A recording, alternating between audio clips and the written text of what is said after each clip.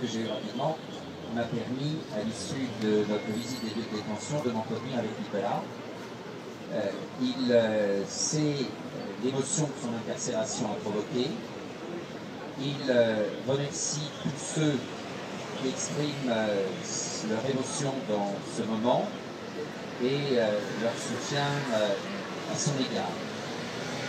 Les conditions de détention aujourd'hui nous sont apparues telles qu'elles sont depuis hier soir convenables, mais ça n'était pas du tout le cas dans les jours qui ont précédé.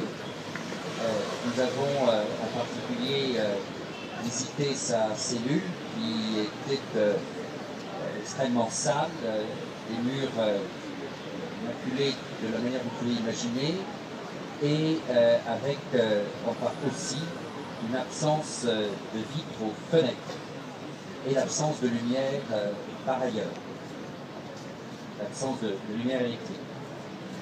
Ce sont des conditions qui étaient, comme nous l'avons tous partagé, à la fois indignes et inacceptables, quelle que soit la personne, je dirais, mais c'est lui qui les a subies pendant plusieurs jours. Ce ne sont plus ces conditions de détention aujourd'hui. Ça ne retire rien au fait que beaucoup, au-delà de l'appréciation des faits, vous savez aussi, il y a des personnes au-delà même de l'appréciation du mouvement qui nous réunit, ont été tout à fait ahuris que les faits et que même la condamnation ait entraîné un dépôt à l'audience dans les faits et les circonstances qui lui sont reprochés. Voilà, on en est là. Je lui ai dit de prendre soin de lui, je lui ai dit que nous étions beaucoup à l'extérieur à penser à lui. Il reçoit beaucoup de courriers. C'est son lien principal avec l'extérieur, qui est son lien actif. Je vous encourage, si vous souhaitez vous-même lui exprimer votre sympathie et lui écrire à Fleury-Mérogis, qui passe son numéro d'écoute, c'est le bâtiment D4.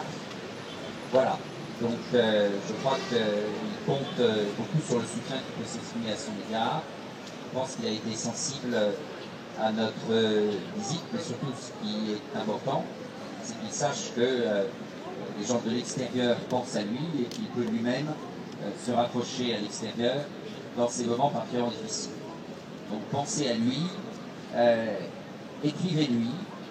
Je veux dire aussi que dans les différents messages qui lui ont été passés à midi, une personne, surtout avoir été en contact avec Monseigneur Hayet, lui a passé le message que celui-ci lui faisait dire qu'il priait pour lui, et je crois qu'il a été lui-même très sensible.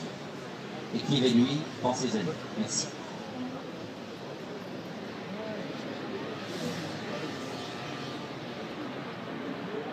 Voilà. Ceux qui